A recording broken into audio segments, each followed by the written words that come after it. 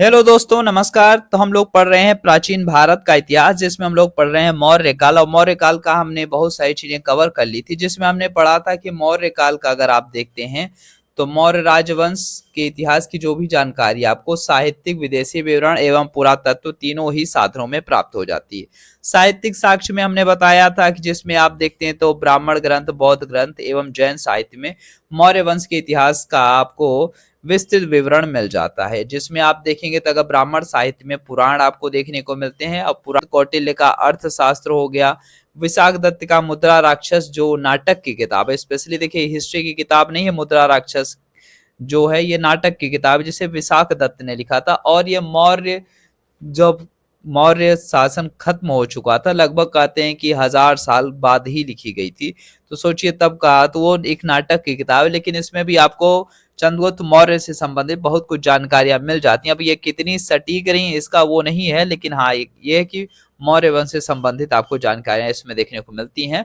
और इसी में आप देखते हैं तो कौटिल्य का अर्थशास्त्र है, और देखिए अर्थशास्त्र नाम है लेकिन ये राजनीति से संबंधित किताब रही है। तो इसमें भी आप देखेंगे तो मौर्य काल से संबंधित बहुत महत्वपूर्ण इंफॉर्मेशन मिलती है। वहीं बौद्ध ग्रंथों में आप देखेंगे तो दीपवंश, महावंश, महावंश टीका, महाबोधि वंश, दिव्यावदान जैसे आदि ग्रंथ आपको देखने को मिल जाते हैं, जिसमें चंद्रगुप्त मौर्य, बिंदुसार, अशोक एवं अन्य परवर्ती मौर्य शासकों के बारे में जानकारी प्राप्त हो जाती है।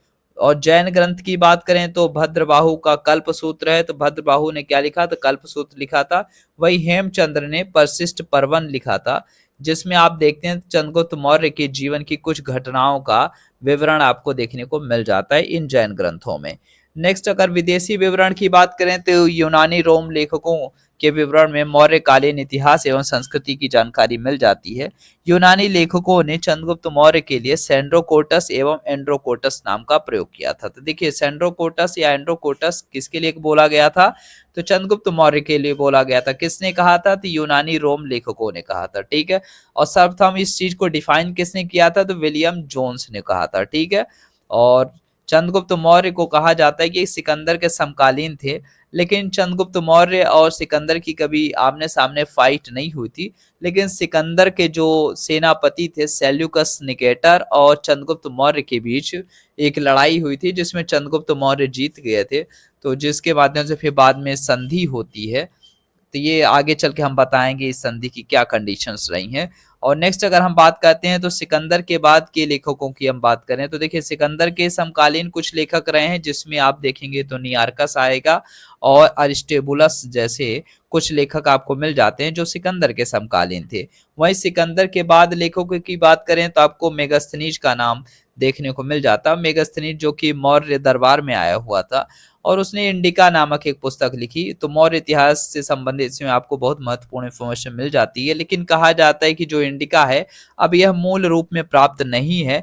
इसके कुछ भाग परवर्ती लेखकों के द्वारा उनके ग्रंथों से प्राप्त होते हैं, जिसमें आप देखेंगे तो स्ट्रैबो हो गया, डियोडोरस हो गए, प्लिनी हो गए, एरियन, प्लूटार्क एवं जस्टिन जैसे अन्य नाम हैं, जिन्होंने अपने विवरण में इस बुक के द्वारा मेंशन की गई चीजों को लिखा है। ठीक है।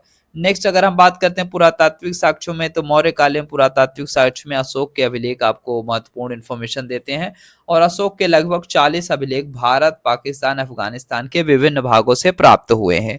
वस्तुतः इन अभिलेखों में हम अशोक के शासन की प्रायः समस्त घटनाओं का प्रमाणिक विवरण हमें मिल जाता है देखने को। अशोक के अभिलेखों के अतिरिक्त आप देखेंगे तो शक महाक्षत्रप हुए थे, रुद्रदामन, जिनका जूनागढ़ जूनागढ़ वो गिरनार वाला जो क्षेत्र है गुजरात का, वहां से मौर्य इतिहास के विषय में अन्य जानकारियां मिलती हैं। और यहीं से आपको पता चलता है कि सौराष्ट्र प्रांत में मौर्य शासन की जानकारी है ना, तो ये सारी चीजें आपको यहाँ से देखने को मिल जाती हैं। तो याद रखना है सौराष्ट्र, ये गिरनार जो जूनागढ़ वाला क्षेत्र ये गुजरात में आता है। ठीक है।